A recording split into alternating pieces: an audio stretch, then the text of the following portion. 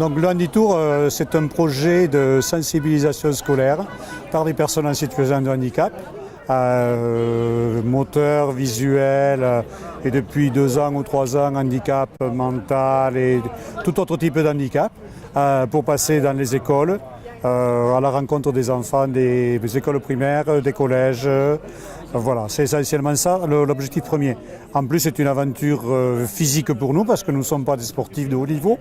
Nous sommes des sportifs du dimanche, je dirais. On prend nos outils de temps en temps, rien que. Si pour certains, même, je dirais qu'ils les prennent juste presque le jour du Handitour. Ou guère plus. Ouais, voilà.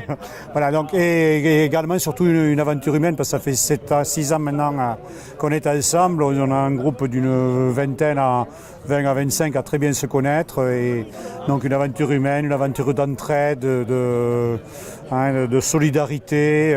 Voilà, tout le monde aide tout le monde. L'objectif c'est que c'est pas une course, il faut que tout le monde arrive. Voilà, et on s'aide dans les moments les plus difficiles. Alors, c'est organisé par 4 associations. Donc, l'Association des paralysés de France, dont le coordinateur est Franck, qui gère vraiment tout ce qui est l'aspect logistique, etc., coordination globale du Handitour. Ensuite, donc, il y a aussi Envol pour les sensibilisations scolaires. Donc en fait, elle passe dans les écoles en amont et elle prépare les enfants à notre venue. Et déjà, pour pas qu'ils soient aussi un peu choqués ou mal à l'aise quand on va arriver et qu'ils se sentent aussi, ils anticipent et préparent notre venue. Ils peuvent faire des chansons, ils peuvent faire des goûters, des dessins pour nous. Il y en a qui nous ont écrit des petits mots en braille. Voilà, donc ils sont préparés à notre venue. Ensuite, donc, moi je représente l'association Pourquoi pas moi, les déficients visuels de l'Ariège. Je suis malvoyante et donc je fais du tandem. Donc on pratique tous aussi sur le Handitour, voilà.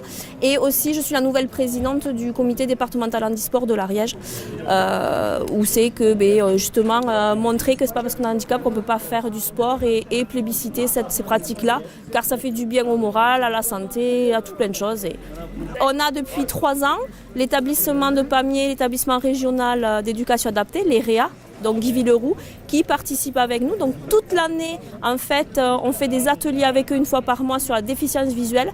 Et en fin d'année, ils participent avec nous à Handitour, donc ce soit les 3e. Et là, donc, on a 8 élèves avec nous qui suivent le Handitour. Et ça fait 3 ans qu'on a entre 10 et 12 élèves qui participent et qui font tout le raid vélo avec nous. Ça dure 4 jours, du mardi 30 mai au vendredi 2 juin. Et c'est environ 165 km. Et 1600 mètres de dénivelé positif, voilà pour cette année. Donc c'est un peu plus light que ce qu'on a fait les 2 dernières années, histoire de se reposer un petit peu. Et donc là on est parti hier de Saverdun, on a dormi à Pamiers et aujourd'hui on est passé un petit peu dans les collines, voilà, par Soulaï et Roquefixade avant de redescendre sur Villeneuve-d'Olme et on dort ce soir sur la Vlanée. Demain, on repart par la voie verte en direction de la Bassitude-Lers. Voilà, on va longer un peu le lac de Montbel jusqu'à Mirepoix. Et vendredi, on revient dans le Douctouir, voilà, à travers Tourtrol, Dain, Lieuраc, Roquefort-les-Cascades et on revient sur Foix. Voilà. Cette année, au-delà du groupe un peu principal et de l'EREA qui nous suit maintenant depuis 3 ans, on a différents petits groupes de différents établissements qui viennent un peu goûter au Handitour sur une journée. Donc hier, on avait un petit groupe d'enfants du CESAD de Pamiers qu'on retrouvera demain. Aujourd'hui, on avait un groupe de l'IME de l'Héran qu'on retrouvera aussi demain. Et vendredi, on a un groupe de jeunes de l'IM Pro de Pamiers.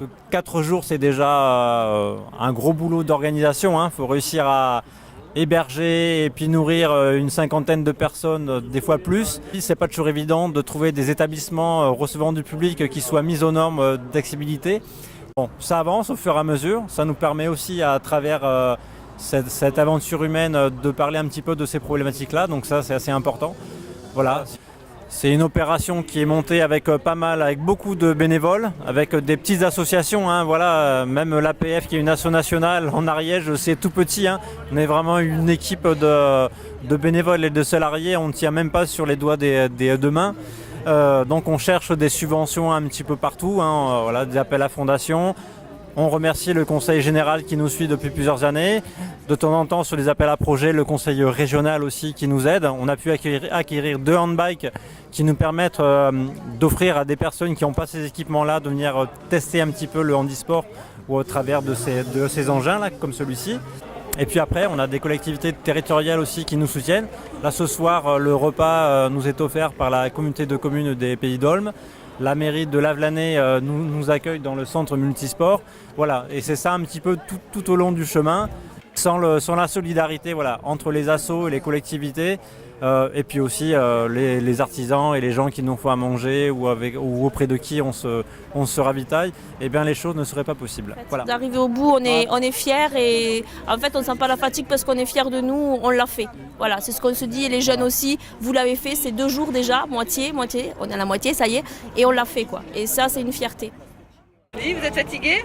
Non, on est en pleine forme.